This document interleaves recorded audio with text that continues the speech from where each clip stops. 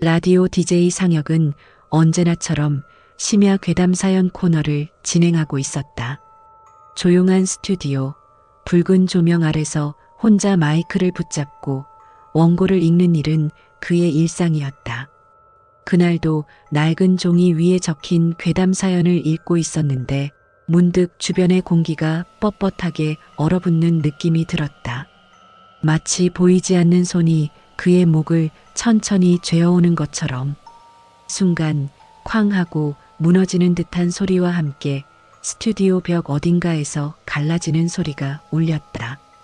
처음에는 건물 노후로 인한 잡음이라고 생각했지만 그 소리는 점점 커지며 실제로 벽이 금이 가는 듯한 진동으로 변했다. 상혁은 손에 땀이 차는 것을 느끼며 방송을 멈추고 주위를 둘러봤다. 그러나 시야에는 아무런 변화도 없었다. 단지 귓가에 웅성웅성 사람들의 속삭임이 들려왔다. 청취자들이 라디오를 통해 동시에 보고 듣고 있다는 듯한 집단적인 환청. 방송국 전화 라인은 불이 들어왔고 여러 청취자가 지금 뭔가 들린다. 비명소리 같다고 흥분하며 제보하기 시작했다. 상혁은 웃으며 대수롭지 않게 넘어가려 했으나 그의 시선은 스튜디오 앞 유리창에 고정되었다. 거울처럼 빛나던 그 창문 속에서 그는 자신이 아닌 다른 실루엣을 보았다. 머리카락이 길게 늘어진 여인, 그러나 얼굴이 없었다. 빈 공간만이 흔들리며 검은 안개처럼 번져나가고 있었다. 여인은 가만히 서 있다가 고개를 아주 천천히 갸웃거렸다.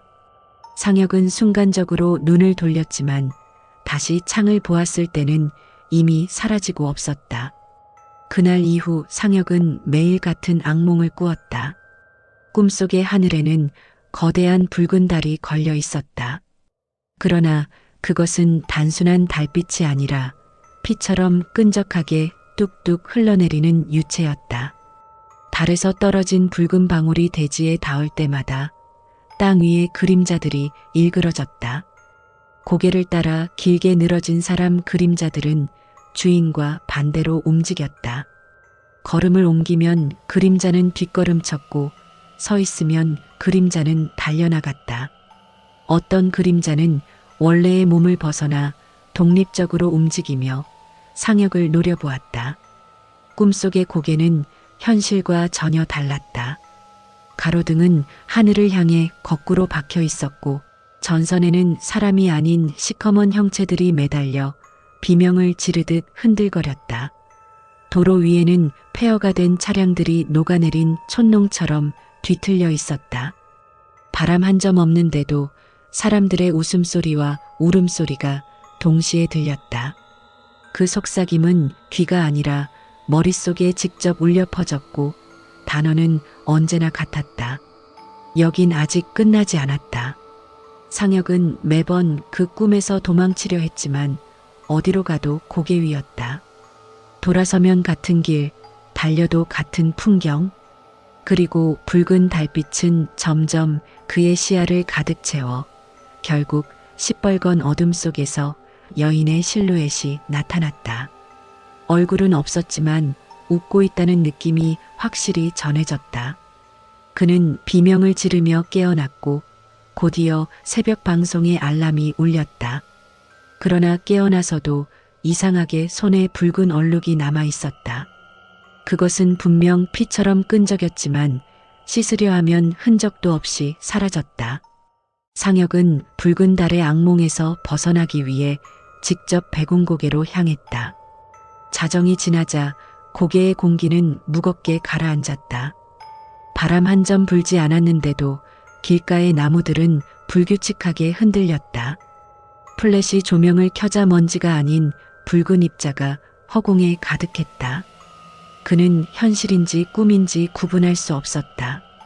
고개의 가로등은 마치 거꾸로 매달린 촛불처럼 흔들렸고 불빛은 위로 흘러 올라갔다.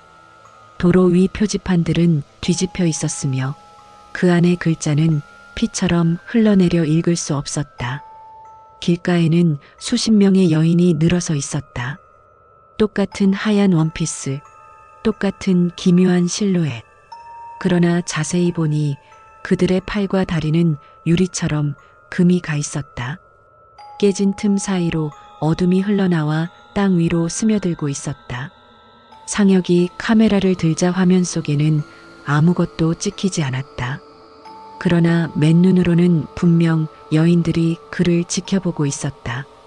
순간 그 중 하나가 고개를 들어 그를 바라봤다. 그제야 다른 여인들도 동시에 웃기 시작했다. 그들의 웃음은 사람의 목소리가 아니라 금속이 갈라지는 소리, 물속에서 들리는 비명 같았다. 그리고 동시에 입을 열어 속삭였다. 나 좀 태워주세요. 그러자 여인들의 얼굴이 찢어지며 안에서 또 다른 얼굴들이 기어나왔다. 눈 속에서 작은 눈이 무수히 자라나 그를 노려보고 입속에서 입이 반복적으로 열렸다. 상혁은 눈을 감고 달려나갔지만 달려도 같은 구간이었다. 뒤돌아보면 여전히 여인들이 서 있었다. 어느새 도로의 아스팔트가 물처럼 출렁이며 발목을 잡기 시작했다. 그 순간 하늘의 붉은 달이 심장처럼 뛰기 시작했다. 붉은 액체가 더 거세게 흘러내려 도로 위에 흩뿌려졌다. 상혁은 몸에 붉은 액체가 닿는 순간 얼어붙는 듯한 공포를 느꼈다. 그것은 피도 아니고 불도 아니었으며 사람의 기억을 녹여내는 액체 같았다. 그는 비틀거리며 간신히 고개의 끝에 도달했으나 끝은 없었다. 고개는 다시 시작점으로 이어졌다. 그렇게 현실은 완전히 뒤집혔다. 며칠 뒤 상혁은 라디오 사연 봉투 중 하나를 집어들었다.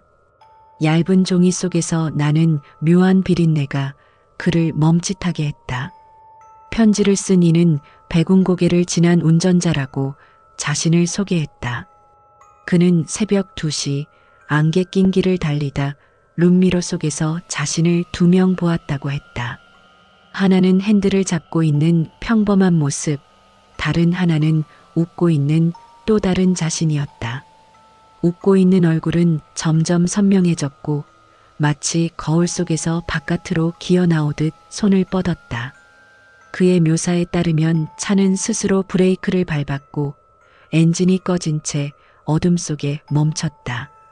그가 마지막으로 기억하는 것은 룸미러에 비친 얼굴이 자기 귀에 바짝 다가와 속삭이는 장면이었다. 며칠 후 그 운전자는 실종되었다. 경찰은 그의 집을 수색했는데 거실벽 전체가 룸미러로 가득 차 있었다. 유리 표면은 하나같이 미세하게 갈라져 있었고 갈라진 틈 사이로 불빛도 없는 어둠이 흘러나오고 있었다. 무엇보다 기이한 것은 거울 속의 얼굴들이었다. 수십 개의 자기 얼굴이 동일하게 웃고 있었고 실제 공간 속의 그림자는 미묘하게 늦게 따라 움직였다. 경찰은 그 집에서 들리는 쿵, 쿵 하는 진동을 기록했다. 그것은 벽 자체가 심장처럼 두근거리는 소리였다. 상혁은 이 사건을 방송에 내보내야 할지 갈등했다. 그러나 그는 더 많은 증언을 모으기로 했다. 이후에도 비슷한 제보가 들어왔다. 어떤 여자는 길을 걷다가 상점 유리창에서 자신이 2사람 서 있는 것을 보았다. 한쪽은 멍하니 서 있고 다른 쪽은 입술을 잘게 찢어 피를 흘리며 웃고 있었다. 또 어떤 남자는 지하철 유리창에서 눈이 없는 또 다른 자신을 마주했다. 그 뒤로 그는 매일 밤 자신이 눈이 없는 채 돌아다니는 악몽을 꾼다고 했다. 상혁은 제보들을 모아 편집하며 패턴을 찾았다. 모든 이들이 자신의 다른 모습을 보았다는 점, 그리고 그 뒤로 현실이 이상하게 왜곡되기 시작한다는 점이었다. 그는 마치 백운고개가 단순한 장소가 아니라 인간의 자아를 비추는 균열이라는 생각을 했다. 방송국 동료들도 이상한 말을 했다. 편집실의 모니터에 가끔 상혁이 2명 겹쳐 보였다고, 복사된 듯 미세하게 뒤따라 웃고 있었다고. 상혁은 괜히 거울을 꺼내다 놓았다가 화면 속 자신의 눈이 미묘하게 느리게 깜빡이는 것을 발견하고 급히 덮어버렸다. 밤이 깊어질수록 스튜디오 창에는 얼굴 없는 여인이 비치기도 했다. 그러나 이번에는 달랐다. 그녀가 서 있는 바로 옆에 웃는 또 다른 상혁이 서 있었다. 그는 더 이상 이 현상이 단순한 괴담이 아니라는 사실을 부정할 수 없었다.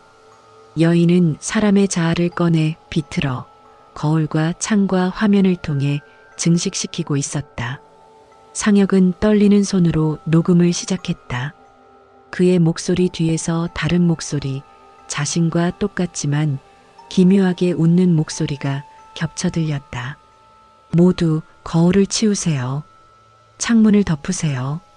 그 웃는 얼굴을 절대 마주하지 마세요. 그건 당신이 아닙니다.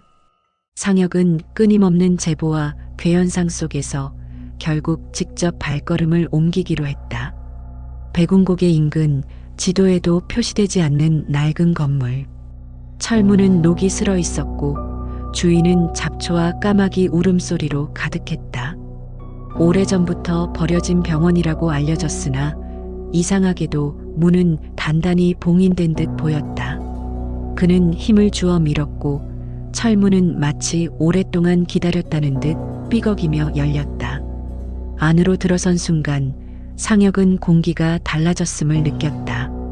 차갑고 끈적한 공기가 목구멍을 막았다. 복도는 현실의 병원과 달리 끝없이 길게 늘어져 있었다. 걸음을 내디딜수록 복도는 늘어나 마치 무한히 이어지는 것처럼 보였다. 계단을 오르면 다시 처음 위치로 돌아왔고 천장은 낮아졌다가 갑자기 높아지기를 반복했다. 모든 것이 규칙을 잃고 뒤틀린 공간이었다. 그는 하나의 병실 문을 열었다. 안은 물속처럼 잠겨 있었고 환자복을 입은 사람들이 허공에서 허우적거리고 있었다. 그러나 물결은 없었다. 사람들은 공중에서 몸부림쳤지만 호흡하는 듯 보였다. 그들의 눈동자는 모두 상혁을 향했고 동시에 입을 벌리자 공기 중에서 물방울 같은 피가 뚝뚝 흘러내렸다. 상혁은 황급히 문을 닫았다. 다른 병실에는 거대한 눈알 하나가 천장을 가득 메우고 있었다. 그것은 살아있었다. 수천 개의 핏줄이 천장과 벽을 타고 뻗어나왔으며 그 눈알은 상혁의 발걸음을 따라 움직였다. 눈꺼풀은 존재하지 않았고 끊임없이 시선을 주며 맥동했다. 상혁이 숨을 죽이면 눈알도 잠시 멈추었다가 그가 다시 움직일 때마다 따라왔다. 그의 뒷덜미에 차가운 기운이 스며들었다. 또 다른 병실은 더 끔찍했다. 수백 개의 침대가 일정한 간격으로 줄지어 있었고 그 위에는 모두 상혁이 누워 있었다. 얼굴도 몸도 정확히 같았다. 그는 어안이 벙벙한 채 바라보다가 그들이 동시에 눈을 뜨는 것을 보았다. 붉은 달빛이 스며든 눈동자가 일제히 반짝였고 그들이 동시에 입을 열었다. 넌 우리 중 하나야. 목소리는 단일하지 않고 수백 개가 동시에 겹쳐진 불협화음이었다. 병실 전체가 울려 퍼지며 천장이 갈라지는 듯한 소리가 났다. 침대 위의 상혁들은 일제히 몸을 일으켰다.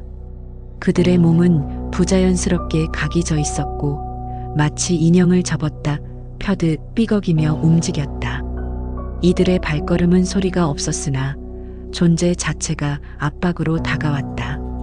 상혁은 비명을 지르며 병실을 빠져나왔다. 그러나 복도는 끝나지 않았다. 어느 방향으로 달려도 병원은 계속 이어졌다. 문을 열면 또 다른 괴기한 세계가 기다리고 있었다. 어떤 방은 천장이 없는 하늘로 이어졌는데 붉은 달이 바로 머리 위에서 떨어질 듯 빛나고 있었다. 또 어떤 방은 거울로 가득했는데 그 안에는 웃는 얼굴 없는 여인이 수없이 겹쳐서 있었다. 그는 정신이 점점 흐려졌다. 발소리는 메아리처럼 늦게 따라왔고 자신의 그림자가 복도에서 뒤늦게 뛰어오는 것을 보았다. 문은 닫히지 않았고 병원 전체가 살아있는 유기체처럼 그를 삼키려 하고 있었다. 결국 그는 무릎을 꿇고 주저앉았다. 숨이 막히고 시야가 어둡게 깜빡였다. 마지막으로 보인 것은 복도 끝에서 천천히 걸어오는 얼굴 없는 여인과 그녀 옆에서 미소 짓는 또 다른 상혁이었다. 마지막으로 스튜디오에 앉은 상혁은 이미 정상적인 정신 상태가 아니었다.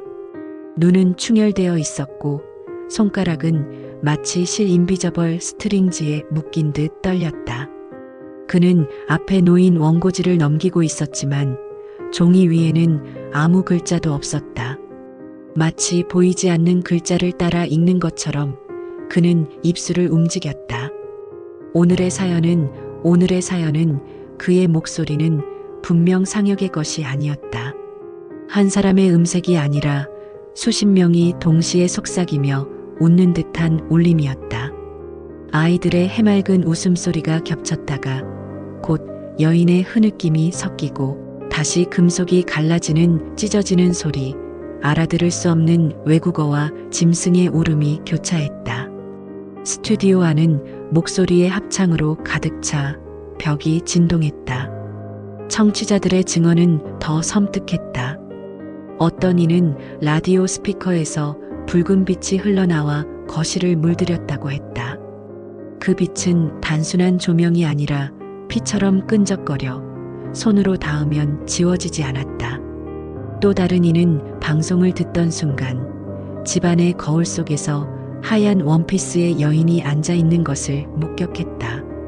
그녀는 얼굴이 없었으나 확실히 웃고 있었다. 어떤 청취자는 창문을 보았다가 기절했다. 창문에 자신의 얼굴이 비쳤는데 그것은 웃고 있었고 본래 자신은 울고 있었다는 것이다. 방송이 이어질수록 전파는 정상적인 주파수를 잃어갔다. 주파수계는 의미 없는 곡선을 그리며 미친 듯 깜빡였고 마이크는 음향 장비가 아닌 살아있는 목구멍처럼 울렁였다. 스튜디오 천장은 붉게 물들며 갈라졌고 틈 사이로 안개와 같은 손들이 기어나왔다. 상혁의 눈동자는 완전히 뒤집혀 흰자만 남았고 그는 계속해서 읽지 않은 원고를 읊었다. 당신은 지금 우리와 함께 듣고 있습니다. 그 순간 방송은 갑자기 끊겼다. 전파는 사라지고 전국의 라디오 채널은 동시에 침묵에 빠졌다. 그러나 녹음 파일을 열어본 이들은 전혀 다른 소리를 들었다고 했다. 파일은 꺼지지 않고 계속 재생되며 어둡고 낮은 목소리가 끝없이 속삭였다. 나 좀 태워주세요. 이제 내 차례야. 그 속삭임은 듣는 사람마다 목소리가 달랐다. 어떤 이는 죽은 친척의 목소리라 했고 어떤 이는 자기 자신의 목소리라 했다. 파일은 지울 수 없었다. 컴퓨터를 꺼도 전원을 빼도 그 목소리는 이어폰과 스피커와 꿈속에서까지 계속 흘러나왔다. 청취자들은 하나둘 실종되기 시작했다. 거실 거울 속에서 웃고 있는 자신의 얼굴이 보인 사람은 다음 날 흔적 없이 사라졌다. 창문에 또 다른 자신을 본 사람은 밤마다 피투성이의 차 안에 갇혀 있는 꿈을 꾸며 소리 없이 사라졌다. 그리고 빈 스튜디오. 마이크는 여전히 붉은 빛을 발하며 켜져 있었다. 그 앞에는 원고 없는 원고지와 쓰다 만 펜이 놓여 있었다. 의자에는 아무도 앉아있지 않았지만 헤드폰에서는 수많은 목소리가 동시에 웃고 있었다. 백운곡에는 더 이상 단순한 도로가 아니었다. 어느 순간부터 그것은 끝없이 반복되는 균열의 세계가 되어 있었다. 차를 타고 들어간 자는 빠져나오지 못했고 걸어 들어간 자는 자신의 다른 모습과 마주하며 결국 또 다른 자아에게 흡수되었다. 경찰과 기자가 투입되었지만 그들 또한 돌아오지 않았다. 보고서에는 단 하나 거울 같은 어둠에 갇혀 있었다는 말만이 남았다. 도시 곳곳에서도 균열의 영향이 드러났다. 한낮임에도 하늘 한쪽에는 붉은 달빛이 떠 있었다. 사람들은 길을 걷다 자기 그림자가 제멋대로 움직이는 것을 보았고 어떤 그림자는 웃으며 뒤를 따라왔다. 어린아이조차 그림자 속에서 또 다른 눈을 발견했다고 울부짖었다. 거울을 치우려는 시도는 헛수고였다. 창문, 물웅덩이, 심지어 꺼진 스마트폰 화면조차 매끄러운 표면은 모두 같은 여인을 비추었다. 얼굴이 없는 하얀 원피스 여인이었다. 그녀는 점점 가까워지더니 보는 이의 귀에 바짝 다가와 속삭였다. 나 좀 태워주세요. 그 속삭임은 며칠 지나지 않아 도시 전체에 번졌다. 버스의 차창, 엘리베이터의 벽, 심지어 눈꺼풀 안쪽의 어둠에서도 그녀의 목소리가 울렸다. 사람들은 잠을 잘 수 없었고 꿈속에서도 끝없는 고개를 걸었다. 길은 끝나지 않았고 매번 마주친 것은 자신이 웃으며 걸어오는 모습이었다. 도시는 점차 광기에 휩싸였다. 거리에는 거울을 부수는 소리가 가득했고 사람들은 스마트폰과 텔레비전을 불태웠다. 하지만 부수면 부술수록 깨진 파편 속에서 웃는 얼굴들이 증식했다. 어떤 이는 거울을 없애려 불을 지르다 불길 속에서 자신의 또 다른 몸이 불타지 않고 걸어 나오는 것을 보았다. 마침내 사람들은 깨달았다. 백운고개는 특정한 장소가 아니었다. 이미 도시 전체가 그 자체로 하나의 고개가 되어버린 것이다. 균열은 골목마다, 집 앞마다 번져 있었고 하늘의 붉은 달은 결코 사라지지 않았다. 사람들은 스스로를 믿지 못했다. 옆에 있는 가족이 웃는 순간 그것이 진짜인지 또 다른 자아인지 구분할 수 없었다. 밤이 깊어가자 도시는 거대한 메아리 속에 잠겼다. 수십만 명의 사람들이 동시에 속삭였다. 나 좀 태워주세요. 이제 내 차례야. 붉은 달빛은 끊임없이 피를 흘리듯 흘러내렸고 그림자들은 더 이상 주인을 따르지 않았다. 사람들은 현실과 비현실의 경계가 완전히 무너진 세계 속에서 살아가게 되었다. 아니, 살아간다고 부를 수 있는지도 알 수 없었다. 그들은 모두 끝없는 고개 위에서 또 다른 자신과 마주보며 웃고 있었다.